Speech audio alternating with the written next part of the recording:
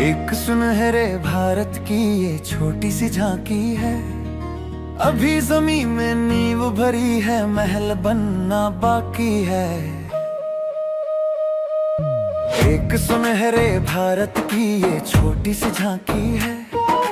अभी जमीन में नींव भरी है, महल बनना बाकी है।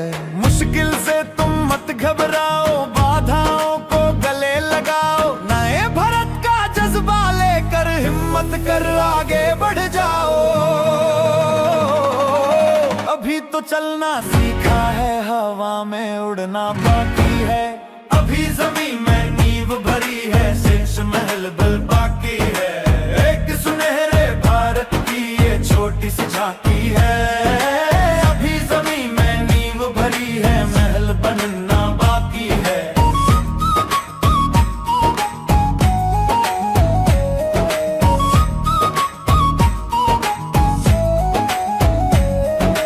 आरसीएम में शक्ति इतनी, पर्वत की ऊंचाई जितनी। आरसीएम की गहराई, सागर की गहराई जितनी। अभी तो नदियां पार करी है, सागर करना बाकी है। अभी जमीन में नींव भरी है, महल बनना बाकी है।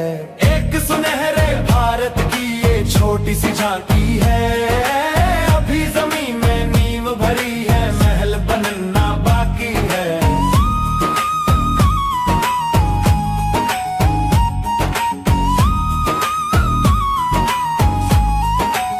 सच्चाई से, नैतिकता से अपने और अपने परिवार के सपनों को अगर पूरा किया जा सकता है तो उसका एक ही जरिया है आरसीएम। छत्तीसगढ़िया और हम तीन दीपक, सेवा, स्वास्थ्य और संस्कार, इन तीन दीपकों की रोशनी से इस पूरे भारत का नव निर्माण कर रहे हैं। मैं बहुत सौभाग्यशाली मानता हूं खुद को कि मैं इस मिशन का एक सच्चा सेवक हूं। स्वास्थ्य को प्राथमिकता दीजिए और संस्कार ऐसे डालिए अपने बच्चों में गुरुकुल के माध्यम से कि वो संस्कार आपके बच्चों में जाए और वो संस्कार आरसीएम की पहचान बन जाए कि भारत 2047 में दुनिया के नेतृत्व करने वाला शक्तिशाली भारत, महाशक्तिशाली भारत बने।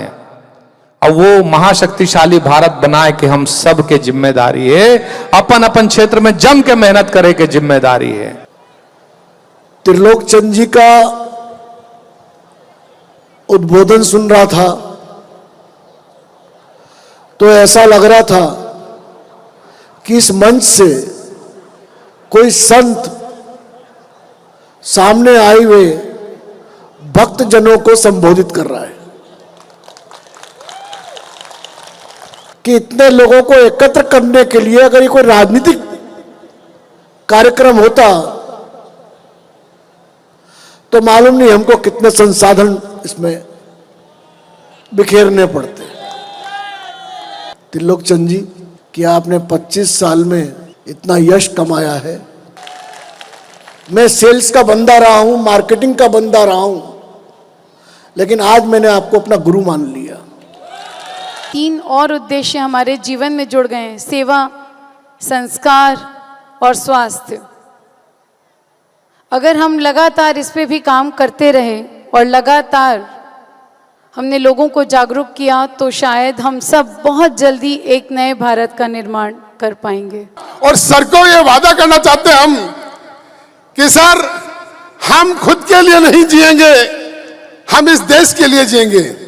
सेवा, स्वास्थ्य और संस्कार, ये इसको हम सब मिलकर के आगे बढ़ाएंगे और एक दिन मिसाल कायम करेंगे। तक हमको यूं ही आगे बढ़ते रहना, अब तक तो अभ्यास हुआ है, असली जीत बाकी है। छत्तीसगढ़ में जो नजारा है, ये नए भारत के निर्माण की एक अब तक की सबसे बड़ी गूंज यहां से गूंजती हुई मुझे दिखाई दे रही है। यदि स्वास्थ्य की बात हो, यदि हमारे परिवार में संस्कारों की बात हो और यदि देश को सशक्त बनाने की बात हो तो हम सब अच्छी तरह से जानते हैं कि यदि कोई संस्था आज की तारीख में उसमें सबसे ज्यादा मजबूत है तो वो आरसीएम व्यवस्था है। आदरणीय टीसी छाबड़ा साहब जोरदार तालियों के साथ स्वागत करें। पक्का हो तो रास्ते बन जाते हैं, जब इरादा पक्का हो तो। ये 25 वर्ष का मामूली उत्सव नहीं है, ये कोई सामान्य प्रोग्राम नहीं है, सामान्य आयोजन नहीं है।